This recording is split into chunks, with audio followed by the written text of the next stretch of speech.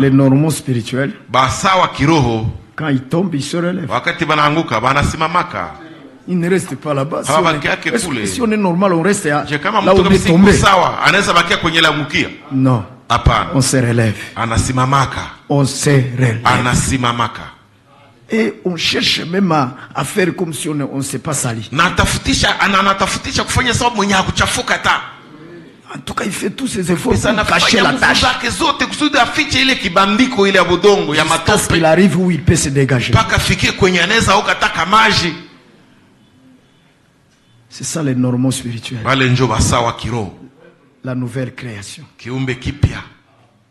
Oh, la traduction parole de vie ou disons Bible du semeur appelle ça une nouvelle humanité. Oui, qui n'est pas la vieille humanité qui procède de l'Adam terrestre qui a chuté avec une nature mauvaise de péché. C'est ça l'humanité actuelle. Mais il y a une autre humanité actuelle qui procède de Jésus-Christ, le dernier Adam. Un autre Adam. Donc un autre père. Un autre aïeux. Par un autre sang. Et c'est par un autre sang. Et c'est le sang du vieil Adam. Non. Mais le sang de Jésus-Christ. Oh là là. Une autre semence. Une autre semence nous a engendrés. Et donc, et c'est ainsi que nous devenons une nouvelle création. Nouvelle création. Nous sommes dans la même chair. La même chair. Mais des choses se sont passées à nous qui ne sont plus du vieil homme. Nous commençons à voir des pensées nouvelles, une pensée nouvelle, une intelligence renouvelée, l'entendement nouvel. Donc tout devient nouveau. Appréhension nouvelle, jugement nouveau, appréciation nouvelle. Nous ne voyons plus qu'on voit le monde. Pour nous, le monde est mort. Et nous, morts pour le monde.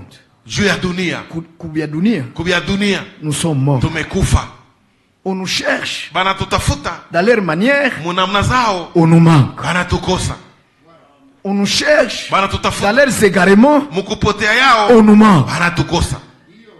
Nous nous affectionnons. Nous nous affectionnons.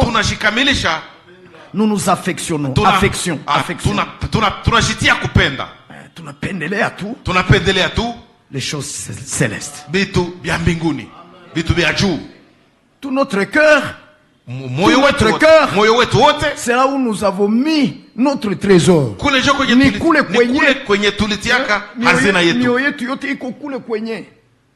Iko kule kwenye tulitiaka hazina yetu. Tulishatia hazina yetu kule. Voyez? Unaona? Et maintenant, na sasa nous sommes devenus pèlerins sur cette terre. Kwa hii dunia. Étrangers sur cette terre. Kwa hii dunia. Et comme étrangers, frères et sœurs, s'il vous plaît, nous n'avons plus les mêmes coutumes avec les mondains. Les mêmes coutumes. Nous n'en avons plus. N'est-ce pas? Là où les coutumes du monde décident d'une chose, nous nous ramenons ça à notre coutume. Et nous nous disons, chez nous on ne fait pas ça. Je ne peux pas suivre les coutumes des autres. Alléluia. Pas suivre les coutumes des...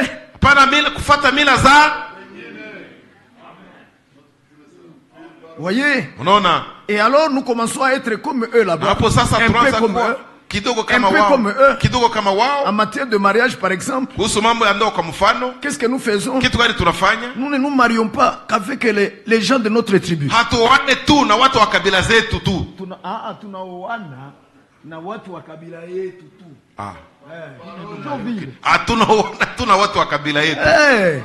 Comme eux là-bas.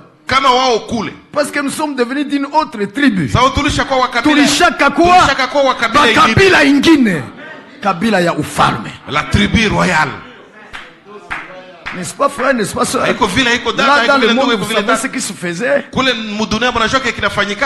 Mais la race royale ne se mélange pas avec n'importe quelle tribu. Nous ne umrashaki kisa. Et c'est ce que nous sommes devenus. Vous savez, même dans les permissifs, Dieu en tire toujours sa parfaite.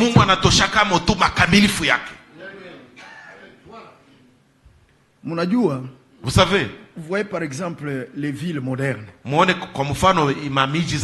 les villes nimérodiennes. Satan a pensé qu'il va tout troubler.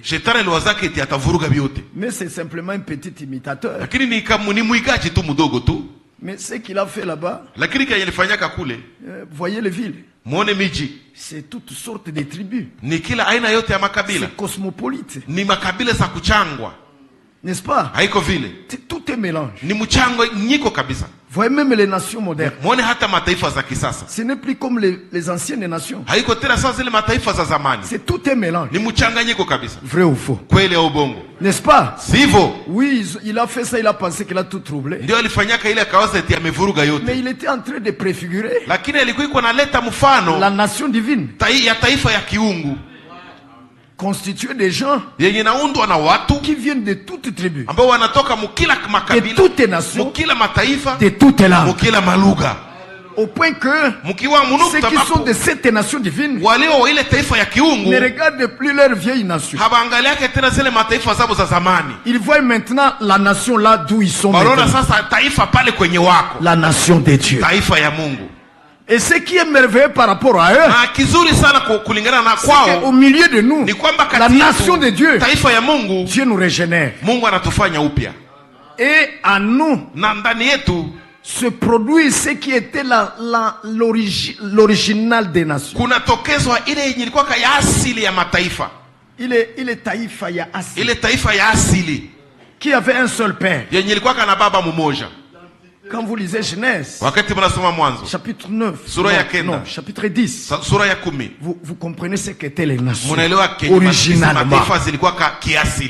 Originalement, un seul père. C'est comme ça que c'était. Et maintenant, aujourd'hui, nous venons de partout là-bas, mais nous ne formons pas une nation mélangée.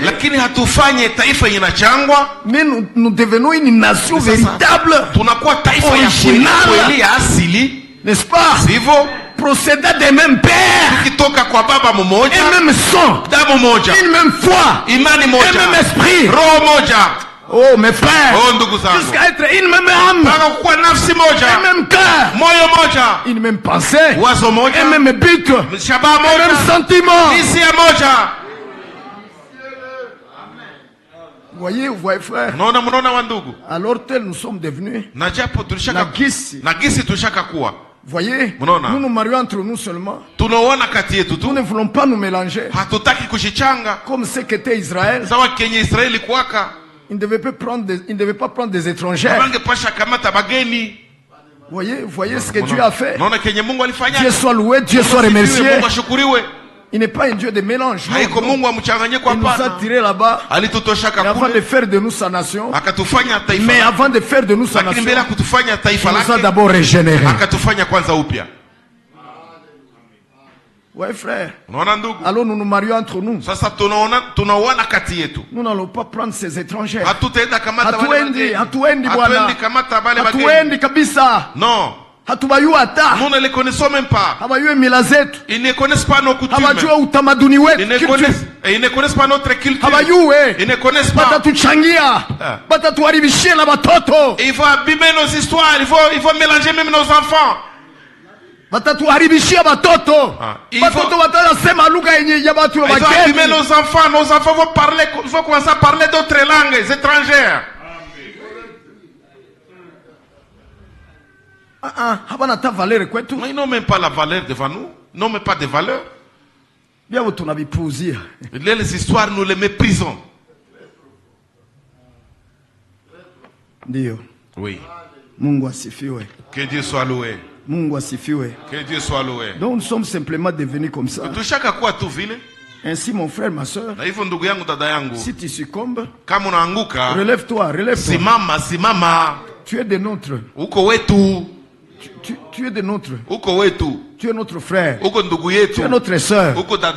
Et notre père est toujours là. Notre père est toujours là. Il te reconnaît comme son fils, comme sa fille. Viens, reviens seulement à la maison. Reviens à la maison. Reviens à la maison. Et lave la linge sale. La linge sale.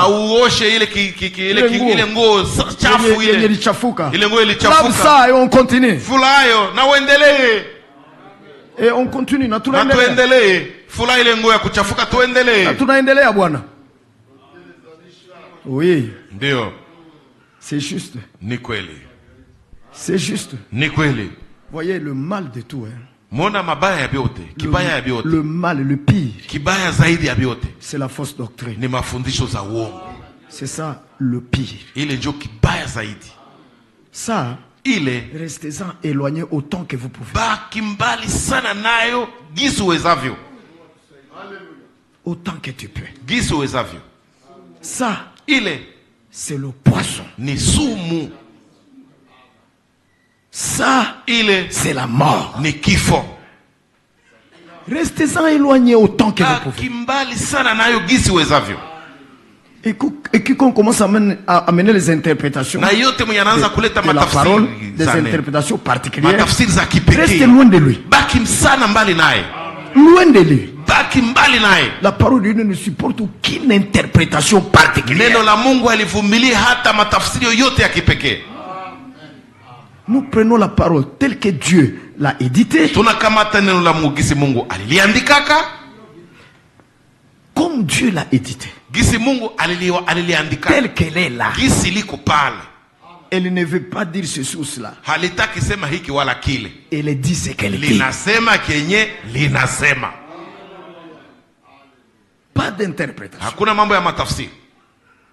Vous voyez les interprétations, c'est quoi? C'est quand quelqu'un commence à dire, vous savez frère, non, c'est pas ça que l'écriture a voulu dire. Non, elle a dit ce qu'elle a dit, mon frère. Ou alors, quand on commence à adapter la parole de Dieu à une situation, à une circonstance, c'est là que naissent toutes encore les interprétations. Non frère, vous voyez. Non. Comme c'est ainsi. Non, attention. Il faut être légaliste. Oui. Nous ne sommes pas légalistes. Mais nous sommes fondamentalistes. Et fondamentalistes spirituels, pas charnels. Parce qu'il y a la révélation de ce qui est écrit. Quand c'est écrit, ça règle la question. Et surtout qu'en notre temps, Dieu a envoyé un prophète pour nous donner le sens originel de la parole de Dieu telle qu'elle est écrite. Et ensuite, il a établi un docteur pour placer les choses bibliquement. Alors, nous n'avons pas droit à l'erreur. Car la parole de Dieu est déjà ouverte. Quelqu'un peut y aller et la trouver. Et elle vit par elle. Que Dieu soit loué. Dieu soit remercié.